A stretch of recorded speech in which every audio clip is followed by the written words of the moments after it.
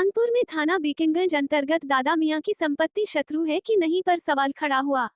वहां पर रहने वाली उनके खानदान की एक महिला ने यह बात कही। अपर न्यायालय के आदेशों और नगर निगम जोन 4 से सत्यापित दस्तावेजों को अनदेखा कर न्यायालय के आदेशों के विरुद्ध कार्यवाही कर रहे हैं, जो कि न्यायालय के आदेशों की अवहेलना कर रहा है।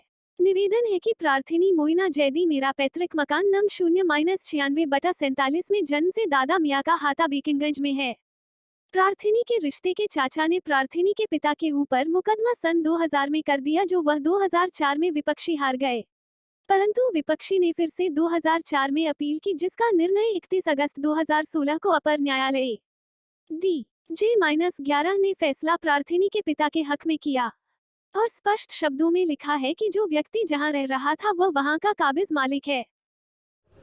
क्या मामला है आपका? जी, मेरा नाम मोइना जैदी है, wife of Syed Zafar Anwar Ali, daughter of Syed Uvais Umar Zaidi. मेरा पैतृक मकान 95/47 है जन्म से। मेरे दूर के रिश्तेदार ने, जो मेरे अपोजिट रहते हैं, उन्हीं ने मेरे पापा सैयद उवैस उमर जैदी पे सन 2000 में मुकदमा कर दिया था, जो कि सन 2004 में निरस्त कर दिया गया। फिर उन्हीं ने अहमद हुसैन, उनके पुत्रगढ़ अबू बैदा और गुड्डू आरिफ मुन्ना, उन्हीं ने सन 2004 में जब अपील निरस्त कर दी गई, तो फिर सन 2004 में फिर उन्हीं ने फिर डाली, जो कि 31 अगस्त 2016 को निरस्त कर दी गई, क्योंकि उन्हीं ने हमें मकान और किराएदार का मामला दिखाया था, जो कि साबित नहीं होता है। निरस्त कर दी गई और उसमें साफ साफ स्पष्ट शब्दों में लिखा है, अपर न्यायालय सिविल जज अपर न्यायालय माननीय प्रतिभा सक्सेना ADG 11, उसमें साफ साफ लिखा हुआ है कि जो व्यक्ति जहां रह रहा है उस जगह का मालिक काबिज और शरीक है। जो व्यक्ति जिस जगह पे रह रहा है, 95/47 1000 गज प्रॉपर्टी है। मेरे हिस्से में 100 गज की जगह है, जिसपे मैं निवास करती चली आई हूँ जन्म से, और उसपे 1000 पे 900 गज पे अबू बैदा और गुड्डू और उसके भाई लोग अकेले क्या बोलते हैं उस पे कायम है, जबकि कोर्ट के आदेश में साफ साफ लिखा हुआ है कि 95/47 जो और 2 भाई पाकिस्तान चले गए, अबू तलहा और वली मियाँ, जो पाकिस्तान चले गए, कोर्ट के कागज में स्पष्ट शब्दों में लिखा है कि उनकी जगह कस्टोडियम में जाएगी। ये फैसला 31 अगस्त 2016 को माननीय अपर न्यायालय सिविल जज ADG 11 की प्रतिभा सक्सेना ने फैसला दिया था। उसके बाद हम लोगों ने, मैं मोइना जैदी, मैंने अपना घर 95/47 को अलग करके 95/47A कर लिया, जो कि ये मेरी प्रॉपर्टी पहचान संख्या है। इसको ये देखिए नीचे मुझसे 14 जुलाई को सचिन भाटी यतीमखाना चौकी ने मुझे आज का लेटेस्ट मुझसे क्या बोलते सत्यापन मांगा था, तो ये मैं नगर निगम से 15 जुलाई 2023 को सत्यापन लेके आई थी, जो कि मेरे बड़े ताऊजी और मेरी मम्मी पापा के नाम से आज नगर निगम जोन 4 में यथावत कायम है। तो जब ये कायम है, मेरे सब कुछ है, तो मुझे मेरे घर से बनवाने से क्यों रोका जा रहा है, जबकि मेरा घर जर्जर अवस्था में, अगर वो गिर जाता है, एक कमरा मेरा गिर चुका है, दूसरे कमरे की आधी छत गिर चुकी है, दीवार तोड़ दी गई है विपक्षियों के द्वारा, अगर उस गिर जाता है, किसी की जान चली जाती है, सामान को हानि पहुंचती है, तो इसका जिम्मेदार कौन होगा? प्रशासन ना ही विरोधियों को, अपोजिट पार्टी को प्रशासन नहीं रोक रही है। अगर प्रशासन, मैं 11 जुलाई से commissioner office, DM office, DCP sir लगातार मैं कांटेक्ट में बनी हुई हूँ, अपनी प्रार्थना पर दे रही हूँ। 1076 पे मैंने कॉल किया, 181 पे मैंने कॉल किया, फीडबैक मेरे पास आती रहती है, मुझसे संविधान मांगा जाता है कि आपका संविधान हुआ कि नहीं हुआ। आज सुबह भी मेरे पास लखनऊ उत्तर प्रदेश से फोन आया था कि आपको क्या फीडबैक के लिए कॉल की जा रही है, क्या आपका संविधान हो गया? मैंने कहा नहीं, मेरा कोई संविधान नहीं हुआ है।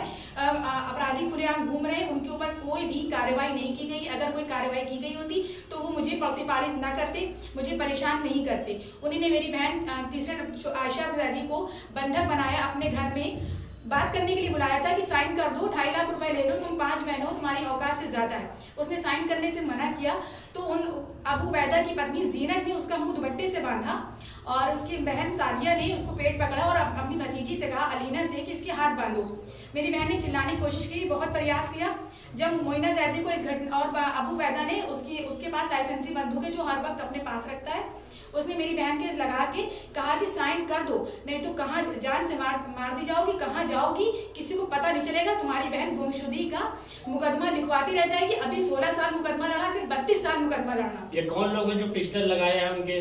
ये अबू बैदा, पुत्रगढ़ अहमद हुसैन, 95/47A की। और ये कौन लोग हैं जो आपके मकान नहीं बनने दे रहे हैं? ये अबू बैदा और गुड्डू आरिफ मुन्ना, ये तीनों भाई हैं, पुत्र है अहमद हुसैन उर्फ अली मियां की, और इनके जो 1000 गज प्रॉपर्टी है, ये जो 1000 गज प्रॉपर्टी है, इसमें पाकिस्तानी इनके 2 चचा लोग पाकिस्तान चले गए, जिसमें उनका भी हिस्सा साफ साफ कोर्ट के आदेश में लिखा है कि उनका हिस्सा कस्टोडियम में जाएगा। तो ये कौन लोग हैं? जब आपने वहाँ किस उच्च अधिकारी को आपने दिया था? मैंने सबसे पहले तो जैसे ही मैंने 11 जुलाई को सबसे पहले कमिश्नर सर को अपनी सारी बात बताई, मौखिक भी रिटर्न भी मैंने सारे डॉक्यूमेंट्स दिए। उसके बाद मैंने 13 तारीख को डीएम सर के यहाँ दिया, फिर उसके बाद मैंने 18 तारीख को डीसीपी सर के यहाँ मैंने सारी एप्लीकेशन दी, और यहाँ तक कि मैं पोर्टल पे 181 पे 1076 पे मैं लगातार मैं वायरल कर रही हूँ कि मेरी समस्या का समाधान हो जाए, पर अभी तक मुझे कोई निर्णय नहीं मिला। तो कोई आश्वासन आपको नहीं दिया गया? कल डीसीपी सर ने यतीम खाना चौकी सचिन बाटी सर का मेरे पास फोन आता है कि आप डीसीपी के ऑफिस आ जाइए। जब मैं डीसीपी ऑफिस पहुंचती हूँ तो सचिन बाटी सर अंदर जाते हैं और कहते हैं डीसीपी सर ने बुलाया है। तो वहाँ पे आदेश मुझको ये दिया गया कि ठीक है, आपका घर है, मेरे डॉक्यूमेंट्स लीगल है, आपका घर है, आप उसको बनवाइए, बेचिए, रखिए, आपका घर है। बिल्कुल सेम यही बात मुझे डीएम ऑफिस में डीएम वहाँ बोली थी मैडम ने कि आपका घर है, आप उसको बेचिए, रखिए, बनवाइए, कुछ करिए। पर वो गुंडागर्दी प्रगति के लोग हैं, बल वाले हैं, तो इस चक्कर में आपका ये विवाद बना रहेगा। इसलिए आप लोग जो है क्या बोलते हैं, वहाँ पे अपना उसको बना के कंस्ट्रक्शन कर लिए, सेल आउट कर दिए। ये बनाने के टाइम कौन आके रोकता है? अबू बैदा और गुड्डू मुन्ना आए। तो कोई प्रशासन की तरफ से कोई आता है? हाँ, वो लोग पुलिस को बुला लेते हैं, 112 की पुलिस आती है, फिर थाना बेगंज की पुलिस आती है, फिर हमको बुलाया जाता है, फिर जब वहाँ जाते हैं तो हमको रोक दिया जाता है। अभी कल डीसीपी सर ने आदेश दिया कि आप उसको बनाइए, मैंने रॉ मटेरियल मंगवा लिया, सब वहाँ पे मौजूद है मेरे घर पे। फिर सडनली आफ्टर 15 मिनट्स सचिन बाटी सर का फोन आता है कि आपको डीसीपी के आना है। जब मैं डीसीपी ऑफिस जाती हूँ तो वहाँ पे अपोजिट पार्टी अबू बैदा और गुड्डू वहाँ पे मौजूद था, तो उससे डीसीपी सर ने उसके डॉक्यूमेंट्स मांगे जो कि उसके पास नहीं थे। अगर उसके पास डॉक्यूमेंट्स होते तो 16 साल कोर्ट का बर्बाद ना होता, और 2 बार उसकी हार नहीं होती, और हारने के बावजूद 16 साल कोर्ट के उसने बर्बाद किए। वो एक बेशर्म आदमी है। उसके बाद उसका काम है सिर्फ परेशान को और परेशान करना, जो कि वो मुझे कर रहा है। क्योंकि मेरे मम्मी पापा एक्सपायर हो चुके हैं, भाई मेरा कोई है नहीं, हम सिर्फ 5 बहनें, जिसमें से 4 मैरिड है, 1 अनमैरिड है। अब ये बताइए, मेरी एक अनमैरिड बहन को न्याय कौन दिलाएगा?